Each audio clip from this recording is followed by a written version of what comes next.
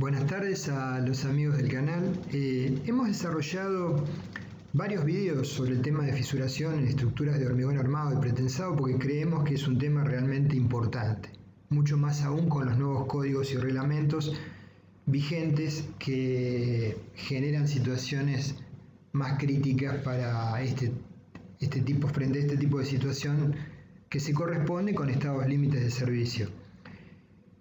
Vamos a hacer un video cortito, breve, donde nos preguntamos si acaso es posible evitar las fisuraciones de estructuras de hormigón armado. Este video está más bien orientado a aquellos que estén comenzando a incursionar en el tema. Si quieren profundizarlo, les sugerimos que vean el video ya subido, control de fisuración, y luego hay otros videos más adicionales que lo complementan. Como dijimos en su momento, las fisuras afectan a las estructuras de diferentes aspectos. Desde el punto de vista de la durabilidad, por ejemplo, la corrosión que ataca las armaduras, la funcionalidad, por ejemplo, una estructura de hormigón armado que no está comprometida su seguridad frente a la rotura, pero que esté muy fisurada, agrietada según en español, según otros países suele definir así, naturalmente no va a ser estanca, no va a contener líquidos y por lo tanto adecuadamente no va a cumplir con su función. Y también está el tema psicológico, ¿sí? Que es sumamente importante para estructuras de edificios. Respecto al tema psicológico, mencionamos ya en la otra oportunidad y lo reiteramos. Esta es una tabla extraída del ingeniero Calavera Ruiz, en donde en ordenadas menciona distancia mínima del punto del observador al objeto en estudio, que puede ser la cara de una viga, una losa, una columna, y abajo en abscisas anchos de fisura. Entonces, según Calavera Ruiz ha planteado diferentes rectas en función de la tipología del edificio. Para edificios públicos de prestigio, la recta 8, por ejemplo, tiene una pendiente mucho más acentuada. Para viviendas, la pendiente 5 es más horizontal. Para edificios comerciales, la 3 es más horizontal. Y fíjense, por ejemplo, aparcamientos, o sea, edificios destinados a destinar nuestro vehículo, dejar nuestro vehículo, es mucho más horizontal. ¿Qué quiere decir con esto? Que el nivel de observación de una fisura de un dado espesor para una misma distancia, que nos puede preocupar desde el punto de vista estético, es distinto en función del uso. Si es una vivienda, a lo mejor a 3 metros podemos visualizar una fisura de 0,3 milímetros y puede llegar a ser algo visible y eventualmente preocupante. Ahora, si es un edificio comercial en donde nosotros vamos a hacer una compra nada más, un shopping, y mucho más aún, una cochera, la posibilidad de a 2 o 3 metros visualizar la fisura implica que la fisura tiene que ser un espesor sensiblemente mayor a 0,5 milímetros, ¿sí? Entonces, el tema del destino del edificio está directamente vinculado con la restricción del espesor de fisuras que podemos llegar a hacer. Las fisuras, ya lo dijimos, se pueden originar en estado plástico en las primeras horas de colocado del hormigón. Lo vamos a ver con detalle en los videos de durabilidad. Asiento plástico, retracción plástica, asentamiento de encofrados. Acá se está visualizando nada más la situación de asiento plástico, es decir, colocamos el hormigón, estamos vibrándolo y después de un cierto tiempo, si el hormigón naturalmente tiene la tendencia a descender, ¿sí? Y perder agua por exudación, y esa tendencia a descender con el hormigón ya en estado semiplástico se ve restringida por las armaduras cercanas al borde exterior, a la cara superior, expuestas al desecamiento.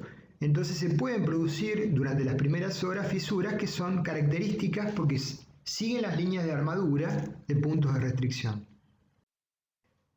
Las fisuras en estado endurecido tenemos diversas causas: fisuras por corrosión en las armaduras, fisuras por deformaciones impuestas, fisuras por cargas, que lo tratamos extensamente en el video de fisuración, y fisuras por ataques químicos del medio ambiente, sulfatos, álcalis, etc. Con respecto a deformaciones impuestas, hemos subido un video de una conferencia que pude dar en la Semana de la Ingeniería en México, que está disponible cerca de 1 hora y media, donde hablo extensamente de ese tema.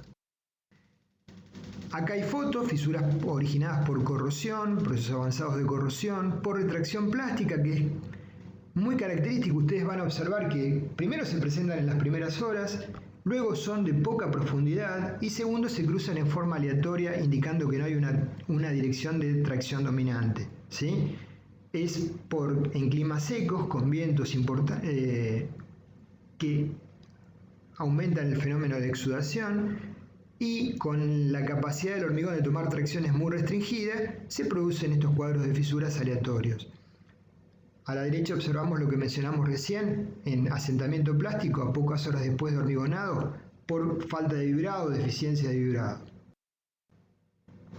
Acá tenemos una gráfica ilustrativa de cuál es la elongación última del hormigón en la medida que van pasando las horas de colocado en los encofrados.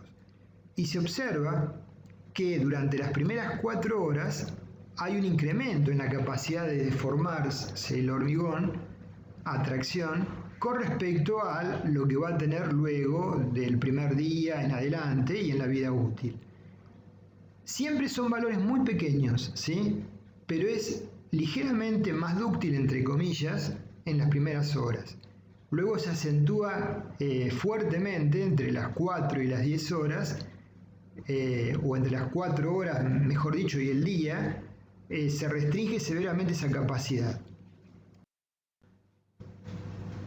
Si la pregunta es, ¿podemos de alguna manera evitar las fisuras en las estructuras de hormigón armado? Bueno, sabemos que el hormigón armado es un material compuesto donde cada uno hace su aporte: el acero, resistencia y ductilidad, capacidad de tomar tracciones y ductilidad, y el hormigón aporta resistencia a la compresión y masa, y protege al acero embebido en el mismo si está correctamente dispuesto. Ahora bien, para que el acero realmente trabaje, ya lo mencionamos en fisuración, las armaduras tienen que elongarse, ¿sí? Elongarse, es decir, incrementar su longitud en un cierto valor. Ahora, como por adherencia están en contacto con la fibra contigua de hormigón, ¿cuánto es la elongación admisible en las armaduras embebidas en el hormigón para agotar la capacidad de tomar deformaciones por tracción del hormigón? Es del 0,10 por 1000. Entonces, hagamos una cuenta simple, multipliquemos 0,10 por el modo de elasticidad del acero, y qué tensión tendría que trabajar las armaduras, ¿sí?, bajo el nivel de cargas de servicio, para no generarse fisuras por cargas, ¿sí?, no superior a 200 kilos por centímetro cuadrado, lo cual es absolutamente inadmisible, ¿sí?, desde el punto de vista económico. Y aunque lo hiciéramos, aunque hiciéramos esto, no evitaríamos todas las fisuras que se pueden producir en ausencia de cargas. Entonces, la conclusión que ya habíamos arribado anteriormente es que bajo carga de servicio, las estructuras solicitadas a flexión, tracción o aún en ausencia de cargas van a estar fisuradas inevitablemente, aunque hayamos hecho todo bien. Como efecto negativo, mencionamos que hay aspectos estéticos para los cuales hay un espesor de fisura característico que se sugiere no superar. En cuanto a aspectos de impermeabilidad para tanques de agua, las restricciones son más severas, y en cuanto a la durabilidad, es función del medio ambiente, ¿sí? Entonces, lo que tiene que quedar claro es que no podemos evitar que las fisuras se produzcan en las estructuras de hormigón correctamente diseñadas y ejecutadas.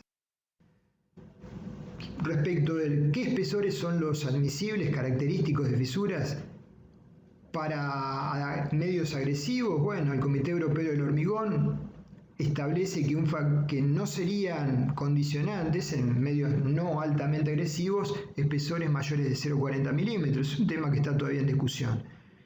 Ahora, si tenemos una estructura que es un edificio público o un edificio de alto valor económico de hormigón visto, probablemente el factor dominante sería el estético, ¿sí?, para lo cual tendríamos que tratar de reducir el espesor de las fisuras en la superficie, colocando la armadura con los recubrimientos mínimos compatibles con las condiciones reglamentarias. Si la estructura, por el contrario, es un elemento que está ubicado en una industria, ¿sí? Una viga de una fábrica industrial, en ambiente agresivo, a fin de controlar el fenómeno de la corrosión, requeriríamos, por el contrario, de hormigones con mayores recubrimientos y, igual que en el caso anterior, de buena calidad de ejecución y adecuado curado. Como guías para anchos admisibles de fisuras, porque el código ASI 318 no lo establece, ni tampoco el CIRSOC 201/2005, el Comité ASI 224, establece valores para el nivel de cargas de servicio que se suponen tolerables de espesores de fisuras características. Por ejemplo, para estructuras interiores, si no tiene requerimientos estéticos más severos, 0,40 milímetros. Para estructuras que deban ser estancas, 0,10 milímetros. Para otras situaciones intermedias lo pueden visualizar del comité. En cuanto a fisuras por deformaciones impuestas, pueden surgir por acortamientos restringidos, por ejemplo, por variaciones de temperatura, por contracción de fragüe, ¿sí? Normalmente el código ASI 318 lo encara estableciendo cuantías mínimas de armado para su control. No siempre son efectivas estas limitaciones. Para asentamiento de apoyo no hay este tipo de guías o referencias. Yo les sugiero respecto de esto, si tienen tiempo y ganas, ver la conferencia que dicté en la Semana de la Ingeniería sobre deformaciones impuestas, donde hablo con amplitud de este tema. Las vigas de altura importante, ¿qué es una altura importante? Y más de 90 centímetros, requieren no solo de un control de las fisuras en la zona inferior, sino en la altura del alma, y para eso se deben colocar armaduras paralelas al eje de la viga a lo largo de la altura del alma. Con respecto a esto, les muestro una viga que diseñé en su momento de puentes premoldeada con fuertes cargas de hormigón armado. Esa armadura horizontal que ven en el alma de la viga, en su momento adopté el criterio que sugería Leonhard, que la separación no superase los 20 centímetros, y los diámetros usualmente tienen que ver con el espesor del alma de la viga, pero generalmente se trabaja con 10 o 12 milímetros para vigas de dimensiones usuales. En este caso, si no recuerdo mal, adopté 15 centímetros de diferencia en altura para el armado de la armadura de piel de la viga.